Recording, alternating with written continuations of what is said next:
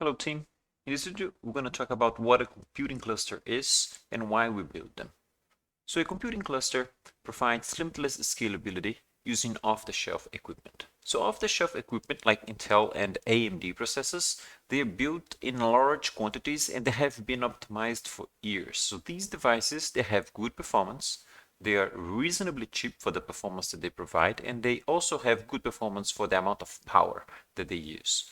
So building clusters out of these components achieves good performance to cost trade-offs and good performance to power trade-offs. So these clusters, they are cheap to build and manage. For example, if a processor burns out, you can replace it with a new one without, much trouble.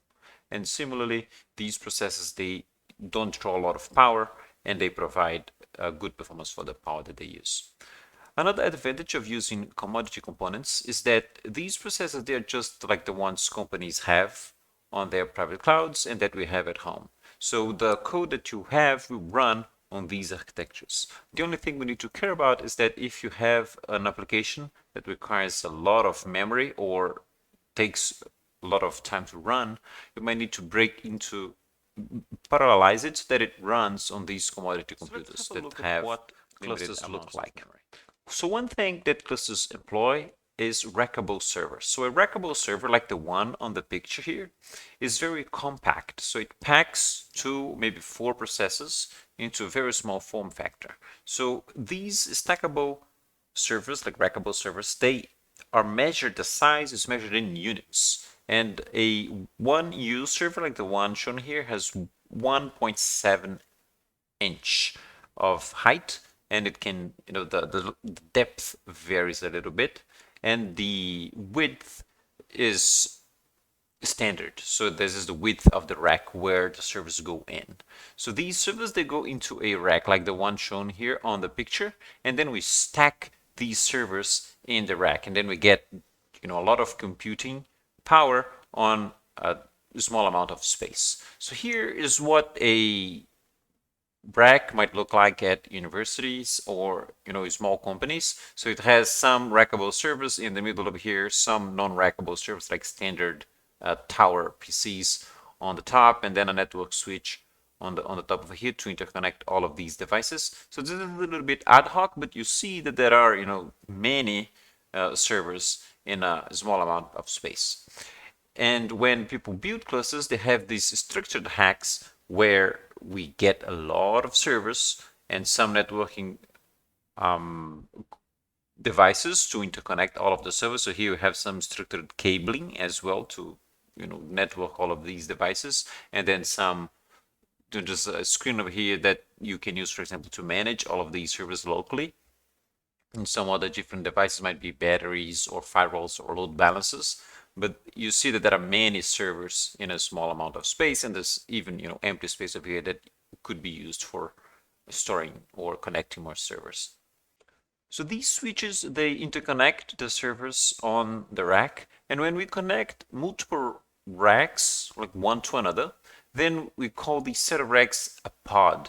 And today we can actually buy the NVIDIA DGX SuperPod, for example, which is a set of racks. It comes packed with servers that have AMD CPUs and NVIDIA GPUs so that you can run computational tasks on them. Now, when we have a lot of servers in a lot of racks, then we have a lot of compute. We will also need a lot of bandwidth. So we need to design efficient network topologies to interconnect all of these servers and all of these racks. So here we have a picture of Facebook's F16 network design, which is multi-layered.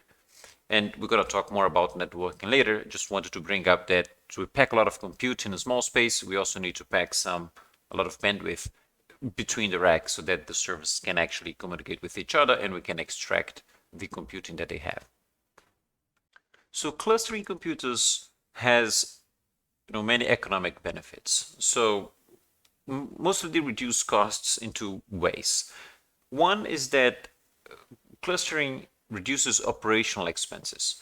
So we will need less system administrators, for example, to manage the computing infrastructure. Compare if a company has servers spread across multiple departments. Each department has a few servers only, so you're going to have some ad hoc infrastructure on each department, and then the operators, the sysadmins, will have to deal with all of this heterogeneous infrastructure. If we concentrate all of the infrastructure in a single cluster, then we get more similar equipment, and the cabling can be better structured, so it's going to be much easier to manage. If something breaks, say a disk dies, you can change the disk more easily than if the servers are spread across multiple departments. Another benefit is if we cluster computing resources at one location, then we might also have a single team of system administrators. So this makes it easier to share knowledge between the sysadmin team members, and it allows the members to divide knowledge, what each needs to know. For example, some problems happen very infrequently, say corruption of the file system. So instead of having multiple sysadmins learn how to deal with file system corruption, we can have one sysadmin deal with file system corruption, and then every time a file system corruption happens, that sysadmin is going to take care of it. So this reduces operational expenses as well. And finally, if a sysadmin team has a larger set of computers to manage, this will drive them to adopt automation of repetitive tasks. Say, because if a sysadmin has to, say, take care of 3 computers, then it can, install the computers manually because it's only 3 computers. But if a sysadmin team has to manage 300 computers, they're probably not going to install 300 computers by hand. It's going to take forever, so they might learn how to automate installation of all of these servers. So some of these recurring repetitive tasks might get automated after we cluster the devices in a single location, and this also reduces operational expenses. Clustering components also allows the reduction of capital expenses. For example, when a company has computing resources in different departments, it might happen that a department buys one server from one vendor, and then another department buy another server from a different vendor, and then the company will end up with many servers from different vendors from different generations, and then the sysadmins will have to learn how to deal with each different server. The models might have some differences between them.